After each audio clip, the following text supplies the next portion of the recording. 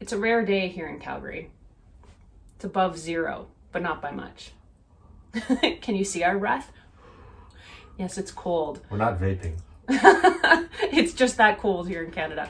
I'm Erin from TechGadgetsCanada.com, and this is Roger Kincaid, my husband, and co-van engineer, maker, creator, designer. That really is a put down to all the engineers out there that might be watching this. I'm hacking it together with Erin. That's right. So we thought we'd put together this little video to show you guys out there what our second campervan conversion we hope it will look like, because things are very slow going here thanks to the wonderful Canadian winter. Yeah, no kidding. But you know, it's nice. This van's coming along. We got some work done in the late fall, and you can sort of see in the background here some of the what we'll call the ribs, the kind of the wood framing skeleton that we've put up. And what we're going to do is, as an insulation system in this van, we're going to spray foam it first. We're giving up a little bit of space on the edges to make the walls nice and square, so that's going to help us install some of the cabinetry that we have in mind later on. But we've got this, the timber frame up, if you will.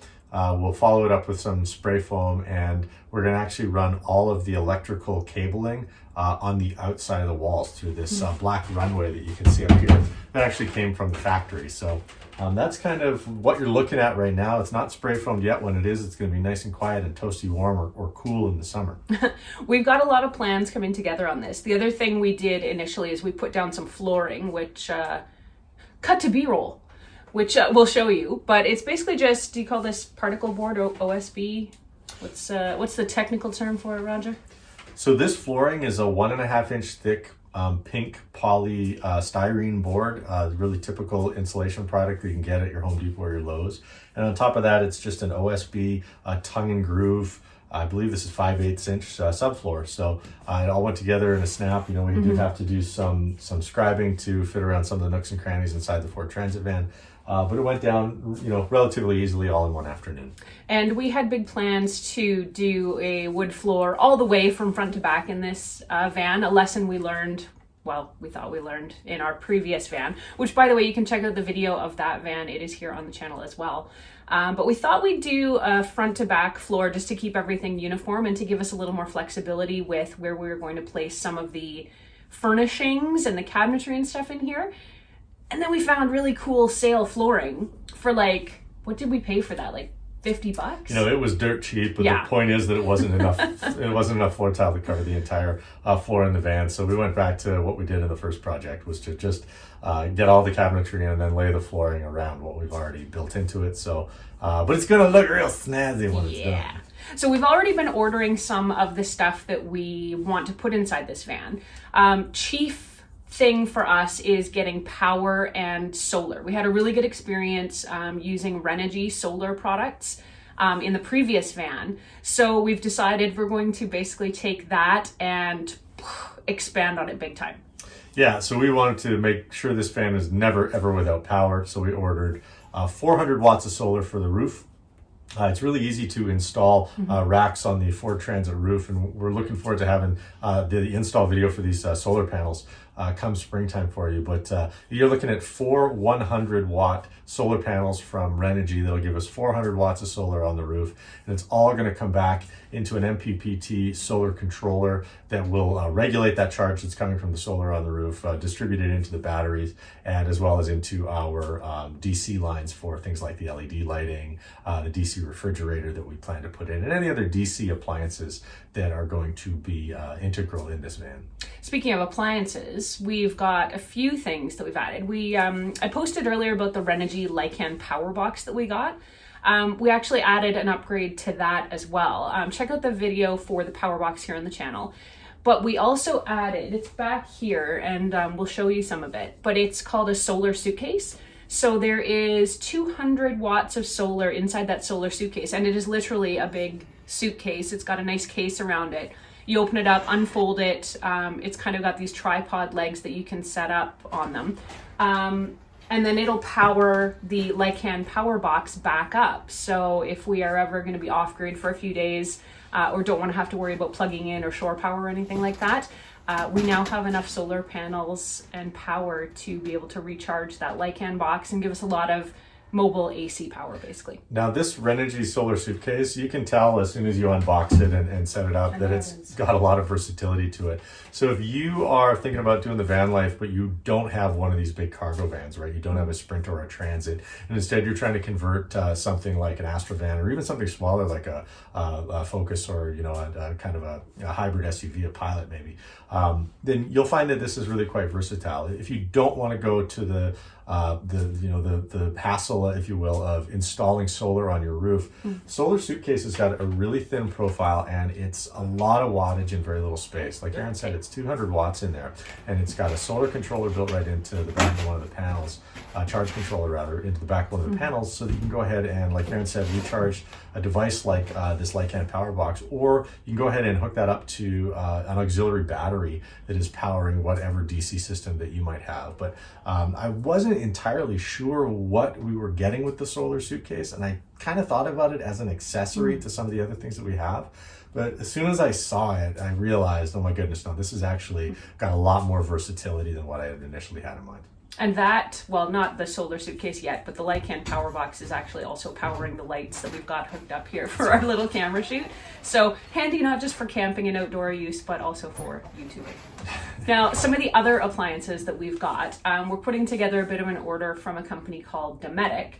And we've got quite a wish list of things that we want to put in this van that we're going to get from them. I guess the top two things would be a fan and the air conditioning unit. That's entirely it. I mean, if you're going to sleep inside a van, you're going to have issues with condensation. It's the same as in a tent. When you wake up and you can touch it, the inside of your tent is wet. That's entirely your fault for exhaling all night long, right?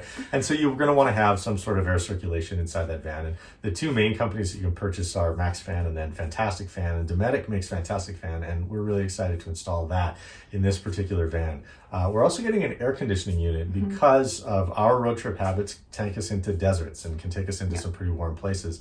I mean, even up here in Alberta, it's not too uncommon to face a 30-degree day when you're camping in the Badlands. We do like to drive down to California, and you can get into some pretty hot spots in, Death Valley, Mojave Desert, even just in the Palm Springs area if you're cohort camping, right? Yeah. Nobody does that though.